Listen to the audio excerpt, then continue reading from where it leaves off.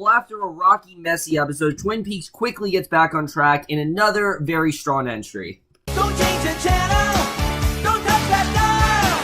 We got it all on UHF. Take off your sneakers.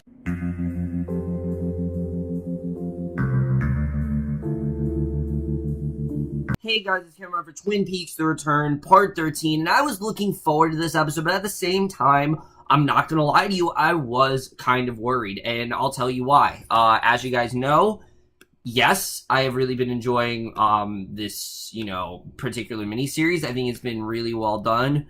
But after the events of last week, based on how uneventful it really was and how it didn't really feel like much was really going on, also how repetitive it was really feeling, I didn't really know if this series was going to continue to be all that great. I didn't know what we were going to really get here. But I have to say, after watching this particular entry, this is definitely what I want when we talk about a really great episode for Twin Peaks The Return. This episode was fantastic. I really did love what we got here. This felt a lot more eventful to me. We pretty much covered everything except for, ironically, the stuff we've been covering the most of lately, which I thought was interesting.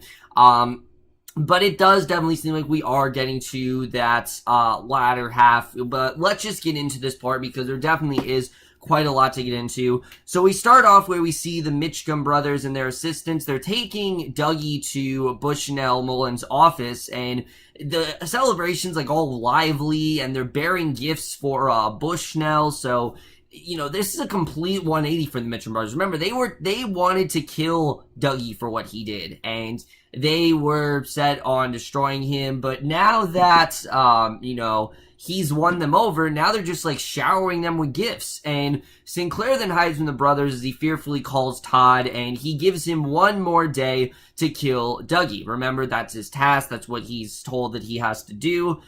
You can tell that Sinclair doesn't really want to do it, though. Like, he's kind of in this position where he doesn't really want to kill Dougie. He knows a consequence that could happen, but also we know what Mr. C will do to him if he doesn't, adhere to this. So, obviously, this is a very dangerous situation for him either way. But a delivery man then brings a gym set for Sonny Jim and a new car to the Jones home, and Janie E happily looks on. It was cool to see Janie E and Dougie actually happy for a change. We're always seeing Janie E. She's always getting herself involved in this crazy shit. It was cool to see this family actually be happy. But she later watches Sonny Jim play on his new gym set. We hear to like the tune of popular ballet. I don't know what the name of it's called, but it was really cool to see. I really did love that little scene we got there, and Janie E telling Dougie they're gonna be okay. This is gonna bite them in the ass at some point. That their lives, because no one can ever be happy in Twin Peaks. That's something I've realized. No one can ever truly be happy in this show. So I do think something is gonna compromise this, but we'll have to see what that is. But Mr. C then arrives at the farm. Finally, after 3 episodes, we finally get to see this character again, which I was really happy about. We haven't seen him since part 9, I believe, which is insane. But yeah, I think it really has been that long. We finally get to see him again. He arrives at the farm as Ray and his associates watch him on security cameras, and as we know, Ray knows that this is not Cooper, that there obviously is something deep and dark into Mr. C, and they're ready to bring him down. They bring him to the location. He says that he's there to see Ray, and he's told that Renzo is the leader of the men, and as he is undefeated in arm wrestling, that the Mr. C likens this practice to children's games, and he challenges Renzo, and he makes it seem like he's just kind of a walk in the park, wagering Ray, and after much toying with his opponent, the doppelganger wins, and then he just kills him, like straight up, just kills him because there's no reason for him to keep this guy alive. I mean, he already got the best of him, and he feels like, he beat him fair and square. So, as the group's new leader, he's granted his request to be alone with Ray, who after being shot in the leg, tells him the details of his contract from Philip Jeffries to kill the doppelganger, as he has something inside that he wants. And I thought that was interesting, the fact that Ray is actually giving in to Mr. C. You kind of feel bad for Ray, because it really had seemed like Ray had all the evidence he needed. Like, he knew who Mr. C was, you know, he saw stuff that he couldn't really comprehend, but he knew very well that this wasn't Cooper, and he really thought, you really were thinking maybe he could be the one to bring him down, but as we see, that's not the case. Ray takes out the green ring, saying he was supposed to put it on him after killing him, basically, but he ended up not doing that, and we see Richard then joins the group as they watch on camera the Mr. C and Ray. They hand over the coordinates. I thought it was interesting that Richard is now working with them, but I guess it makes sense because, you know, Richard has been going down a very sinister path, so it makes sense he's working for, you know, the doppelganger, but Ray tells Mr. C Jeffrey's last known location, and he's just killed right then and there, and it's probably because Mr. C knew he was conspiring against him. He felt like he got everything he could out of Ray, and as we know, if you betray, you know, Mr. C, and you don't perform the tasks that you were supposed to, then you are killed, and basically, he knew that Ray was conspiring against him, so he did in fact kill him, and the ring disappears from his finger. It appears in the red room, and followed by himself, Mike places the ring on its pedestal. I feel like we haven't seen the red room in a while, but it's reminding us that Mr. C is originated from the red room. Like, this isn't a regular person. He's, of course, you know, an entity from there, and Mike places the ring on its pedestal, and something about this tells me that we're wrapping up the Mr. C arc. I don't know, you know, how exactly, but I think we are definitely wrapping up this arc quite quickly. I think this definitely is the first step to them wrapping this up, and I do think there's going to be a little bit more going on here, but I do think that we are very quickly wrapping this thing up. And of course, as we know, this the green ring that you know, Ray actually did give up is the green owl ring that Laura wear in Fire Walk With Me, so that Bob actually couldn't possess her, which I thought was one of the most interesting parts. You know, I didn't see that movie, but that's what I heard this green ring is all about. I kind of wish I did after this episode, and I definitely am going to go back and watch that at some point. I feel like I definitely should have done that, but again, I didn't know really what that's all about, but I think it definitely is very interesting. Again, it makes even more sense why, you know, Mr. C did kill Ray when he did. So Detective Fusco, they look over the results of Dougie Jones' fingerprints and all, and, you know, of course, we haven't seen these two either since part 9, but of course, remember, they had the evidence about Dougie, and they're looking over the evidence, and there's just an altercation taking place in the next room. They're just, like, joking, you know, they're not really doing anything about it, they're just, like, entertained by it, which I thought was really darkly humorous, but Sinclair comes to see Detective Clark for poison, and, basically, you think that Sinclair, you know, basically he's going to, you think he's going to poison Dougie, and that's basically what he's going to end up doing here, but we'll get into that in a second. Hutch and Chantal then drive. They're discussing Mormons. Not really much going on. They're just kind of discussing how Mormons work and things like that. I'm pretty sure we're going to see them perform the task that Mr. C wanted to perform a little bit later on. It's just not going to happen yet, but Janie E then takes Dougie to work in a new car, and Sinclair waits nervously for Dougie. He takes him to get coffee because Sinclair knows that he has to kill him, but you can tell that he doesn't want to do it. His heart's not in it, and after taking a sip, he wanders over to observe the shop's pie as Sinclair laces his coffee. He returns, and Sinclair just completely breaks down. He leaves with the poisoned coffee because that's how he was going to kill him. And that would have been a good way to kill him, I'm not going to lie. I mean, we know how much, you know, Cooper does love coffee, so it would have been the right thing to do, but he takes Sinclair's coffee, he's brought a slice of pie, and Sinclair then pours the coffee into a urinal. He throws the cup in the trash before apologizing to Dougie, very passionately, may I add. I mean, he really went all out, telling him basically everything he was going to do and how, this was such a terrible thing that he had to do, and that Mr. C wanted to perform this really evil deed. I mean, it was a well done scene, but holy shit did he go far with that. I mean, he went as far as to say, like, you know, he thought what he was doing was wrong, and he really did go all out with that apology, but I'm glad to see that Sinclair didn't do that, but he pretty much just sealed his fate. I mean, Mr. C is absolutely going after him, right? This is probably the end of Sinclair. I doubt he's gonna get out of this. I mean, again, Mr. C, if you don't do what he wants, he's just gonna kill you, so I think that definitely is what's gonna happen here.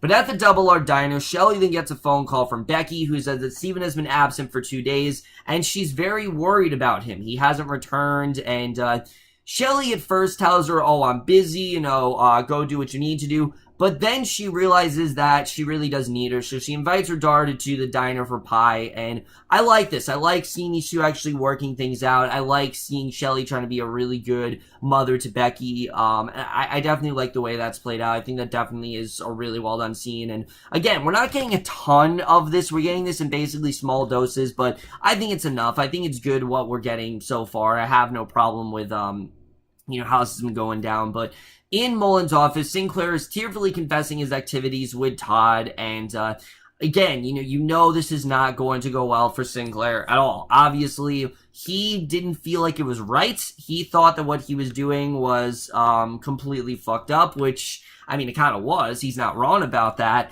But at the same time, that the doppelganger is coming after him for this, and he's just not going to get away from this that easily. It's that simple, and it's not going to work out as well as he thinks it is. So definitely not a good thing for Sinclair, definitely. But Bobby then goes to the diner. He visits with Ed and Norma, and he describes them. He came across some belongings of his father, Walter Lawford. Soon, he came across some belongings of his father, and Walter Lawford then soon shows up to join Norma and Ed, and Bobby moved to another booth. And Walter reports on the franchise progress of the diner, saying that she's selling her pies too cheap, though she disagrees with the franchise store's practices compared to the flagship store. So again, I don't know if this is really going to mean anything. We've kind of had this story of, the diner's not doing as well. They don't have the money to pay for some customers that they want. They wanted to tip Sullivan. Remember, they didn't have the money for her. So I think this is kind of tying into that the business isn't as good as it used to be. Basically, it makes sense. They basically just sell the same thing for like 25 years. Or at least that's kind of what we've come to know, that really nothing has changed since then. So I can totally understand why Walter is thinking, there's not really, that they're not doing a very good job with that. But, basically, the flagship store is actually where Jacoby is, and we finally get some progression here, which I was really happy about, because I was really worried that Jacoby's plot would just be, very repetitive, with him being like, it's 7 o'clock, time for this. Like, it's fun, but just stop. We've seen 3 times already. Finally, we get something else. We see Ab run silent, run drapes. Nadine is visited by Jacoby after he spotted one of his shovels in the window, and he expresses admiration for the decoration. She praises him and his show, and they reflect on their last meeting at a supermarket during a storm. We don't know what this is all about, this meeting that these two supposedly had. We don't know how this really ties into anything, but I do think this is something that's very important. I do think it's going to lead us into something eventually, and I'm just glad we're finally getting some progression with this plot. I'm not going to try to figure out what that whole conversation's about between Nadine and Jacoby, but like I said, I'm just glad that we're finally getting something here. It's not just it's not just something where it's just him selling the shovel. There's only so much we can see of that, so I'm glad that it appears that we are in fact moving on from that, and I'm really happy to see that. So I'm definitely looking forward to seeing the way that plays out. I think it definitely is going to be very interesting as a whole, and I think definitely it was really cool to see that again. So we then get the scene of Sarah watches boxing as she drinks, and if you look very closely, there's actually a picture of Audrey and Donna here. So Donna did get to make a bit of an appearance in this series. I don't know if we're going to see anything more of that, but we at least get a mention of Donna, so I'm glad that she's just not completely gone. I know the actress obviously isn't coming back, but it was cool that we got one more mention of her.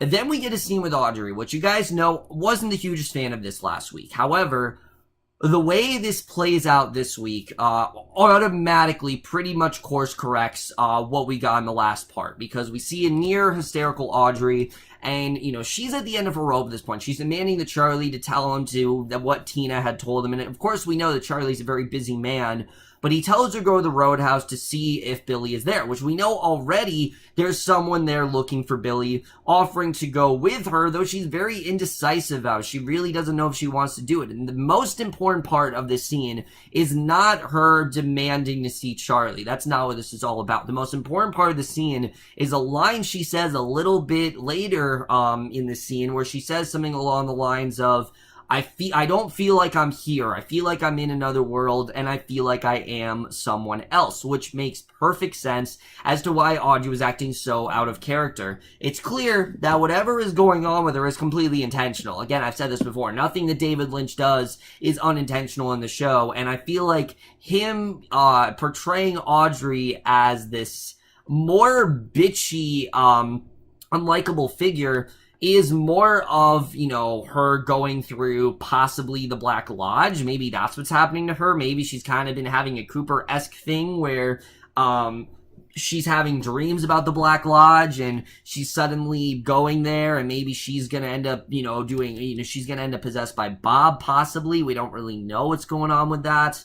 But it's clear that the Audrey that we're used to, this is not the same Audrey, and it is intentional at this point. So I think there definitely is something more going on there. I'm definitely more enticed now that we know what's actually happening there, and that was something that I definitely did like seeing. I was happy to see that this wasn't just, random thing with Audrey. This wasn't just Audrey breaking down. This wasn't just Audrey being a bitch. This wasn't just really lazy writing. This actually did feel integral to the story. And moving forward, I do think Audrey is going to play a substantial role moving forward here. I think definitely that line is very intentional, and there's definitely a lot to be said with that. So we'll have to see how that really does play out.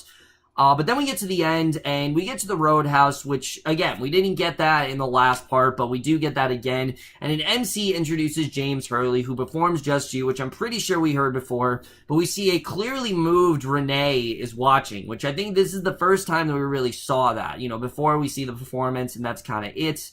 But we don't end the episode that way. We end the episode with Ed. He's sitting alone at Big Ed's gas farm. We don't know why he's all alone, but that is the way this part comes to an end. Let's just get into this and where it's going to take us into the rest of the show. So, like I said, for me, this was a much tighter parts. I thought there was a lot more interesting stuff going on here. And in general, I definitely was really happy with what we did get here. I definitely thought that was really well done. The first thing to talk about, by the way, let me just say right off the bat, the song that we got at the end was actually from James. If you remember when him, Maddie, and Donna, they started that little sort of trio in season 2, they actually sang that song together. It just reminded me that that's actually the song they sang together, and that was just a really nice throwback. I loved hearing that again. We haven't seen a lot of James in the show. I don't think we've seen him since episode 2, really. He hasn't really played a big part here. But it was cool to see James Hurley again. You know, I like the character a lot. And his, interactions with Maddie and Donna back in season 1 was just really fun to watch. But anyway, that's not really what I want to talk about here. This, like I said, was a much better focused episode. There was a lot more interesting stuff going on. First thing I want to talk about again is Audrey, because again, I don't think this is just an unintentional thing. I think definitely there is something very wrong with Audrey, whether she is possessed by Bob, whether she is venturing off to the Black Lodge possibly, whether she's had some sort of encounter with Mr. C. I mean, there's a lot of possibilities. The one that fascinates me the most, however, is this really crazy theory that everyone's come up with, that the reason that Richard is going to Mr. C is not because he works for him, but because Mr. C is actually his father, and Mr. C and Audrey had a child together, which is really fucked up, right? It is. I mean, it isn't too far off, though, from things the show has done before. Think about it. I mean, Audrey has had this infatuation with Cooper basically ever since she met him, and if Mr. C really wanted to entice Audrey, he could have easily pretended to be the actual Cooper, because who knows how long he kept the ruse up, that he actually was, the real Cooper. Who knows how long he actually kept that part up. He could have easily seduced Audrey, they could have easily had sex, and that's where Richard came from. So I think that might be what's going on here. Like, Mr. C's trying to lure her into this final plan, and I think that very well could be what's actually happening, which I know it's fucked up. It really is, but the show in general is fucked up. Like, Twin Peaks has always done really fucked up stuff, so I really would not be surprised if this turns out being why Audrey is acting so out of character and why Audrey is just not feeling like herself right now. I think definitely Mr. C has clearly done something to her. I think these two probably had sex, and, you know, Richard is probably her son. I think that very much is what's going on here, and I think, again, that definitely is very interesting, the way that's all playing out. But the other thing that I think is very interesting is where they went with Ray. Now, there's two reasons why I think they decided to kill Ray off. One, obviously, David Bowie's dead, and I don't know if they were able to get Philip Jeffries back, but as we know,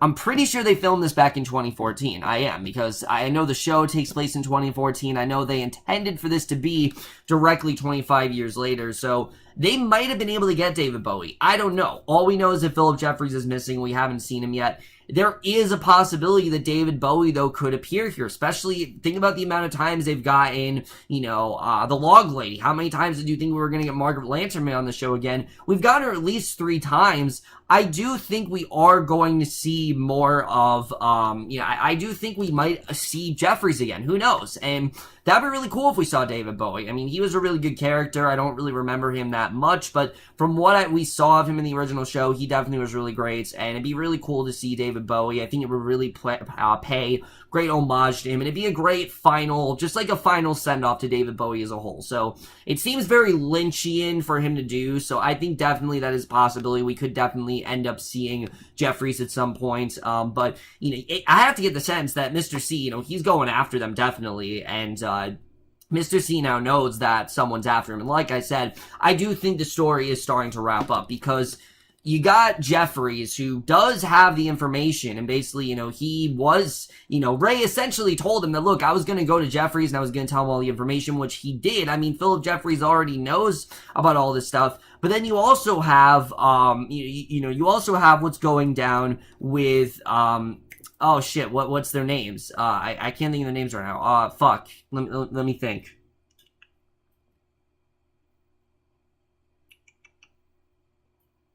I'm drawing a blank, guys. Detectives, the detectives Fusco. You know, they also, sorry guys, I completely drew a blank there. They also, of course, are trying to take down, Mr. C, and I think they may be successful. I mean, they have all the information they need. They seem to be, pretty confident about it, and I don't know if Mr. C is really gonna win here. I really don't. I think there's enough for him, definitely. Like, you got the Hutches, you got the Chantals, you got the Richards, you possibly have the Audreys to work for him, but you also have, you know, Detective Fusco and Philip Jeffries, if he is alive, to take him down. So I don't know how much longer Mr. C is actually going to last, but like I said, I definitely do feel we're getting to the end of the story. Just something tells me that that's kind of where this is headed, but we'll have to see the way that really does play out. I did like what we got with Dougie and Janie E here. It was cool to see them actually get rewarded, but like I said, I doubt this actually is going to last for them. I think definitely there is going to be some sort of price to pay with this celebration that they've had, so I don't think this is going to last for a very long time. And Sinclair easily is going to be the next target. I think Mr. C definitely is going to kill him. I mean, he didn't do at all what Mr. C wanted him to do, and Todd was very specific with what he wanted Sinclair to do, and because he didn't adhere to the task, then Mr. C is just going to kill him. I mean, we know that this is what Mr. C does. If you don't perform a task, then he just straight up kills you, and I think that is what's going to happen here, is that Sinclair is going to be killed, which, I mean, it was a good thing that he didn't kill him, but the fact he put his life on the line, yeah, he's probably going to die, so I doubt that he's coming out of this alive, but the only thing to really talk about is what's going on with Shelley and Becky, what really happened there. You know, where is Steven? Is he possibly working for Mr. C? I know it's crazy that all the evil characters are, but I mean, that's kind of what happened, is that we know all the characters that kind of allowed evil into their lives. That's why there are Mr. C's in the world. That's kind of what this show is, you know, representing. And Steven, he could be with Mr. C for all we know. I'm not really sure. We'll have to see what really happens with that. But I did like seeing more with that story, and I thought that was definitely one of the most interesting parts.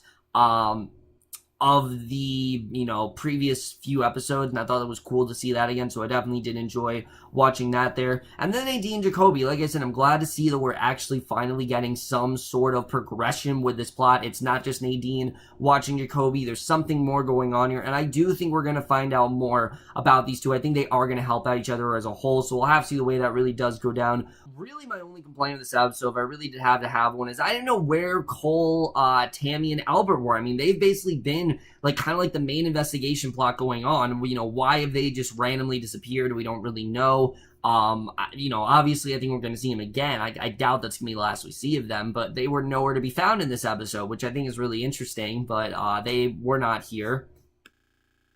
Overall, guys, like I said, this was much closer to what I really do want in the show. I'm definitely interested in seeing the way the rest of this story does play out, and I am going to give Twin Peaks: The Return, Part 13, an A-.